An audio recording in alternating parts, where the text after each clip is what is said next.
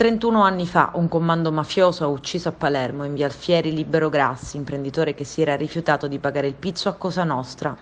Questa mattina alle 7:48, l'ora in cui venne ucciso la figlia Alice Grassi e il fratello Davide, hanno spruzzato della vernice con una bomboletta spray di colore rosso nel luogo dell'omicidio, rossa come il sangue versato dall'imprenditore. Sul luogo dell'omicidio avvenuto in via Vittorio Alfieri.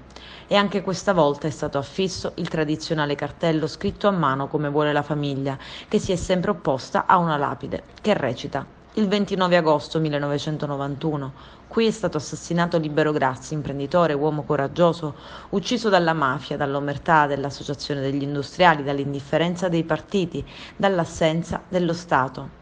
Presenti alla cerimonia di questa mattina il prefetto Maria Grazia Nicolò, commissario straordinario antiracket, il prefetto di Palermo Giuseppe Forlani, il questore Leopoldo Raricchia, il generale dei carabinieri Rosario Castello, il generale Giuseppe De Liso con altri ufficiali dei carabinieri, ma anche il generale della Guardia di Finanza Riccardo Rapanotti con il colonnello Gianluca Angelini.